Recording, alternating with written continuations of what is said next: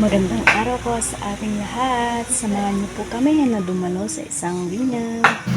Isa pala akong ninang sa araw na ito, kaya natutuwa naman ako kasi blessing ang pagiging ninang. Hindi ko po akalain na tumaba na naman ako, kaya wala na akong halos maisuot kundi ito na lamang po ang nagkasya sa akin. At heto nga po, maaga kaming nakarating kaya wala pang tao. Tumambay muna kami dito sa palengke at habang wala pang tao ay nagposing-posing muna ako dito.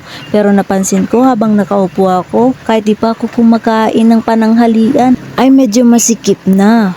Pero tis-tis na lang tayo dahil carry naman. At nung makita ko ang dumaan yung mga kasama namin ay sumunod na rin ako sa kanila. Dito po pala gaganapin. Heto na po pala yung mga ganap sa loob ng simbahan.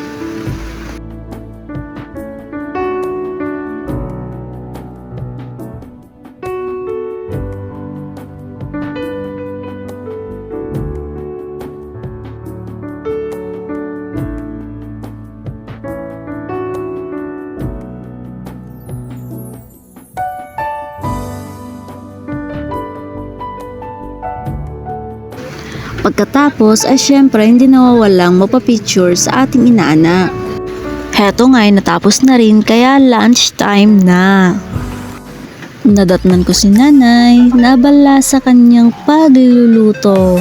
Napakarami nga naman ng kanyang niluluto, buti na lang kasama naman niya si brother. Kapag nga mahal mo ang iyong ginagawa, kahit pagod ka na ay magagawa mo pa rin ngumiti.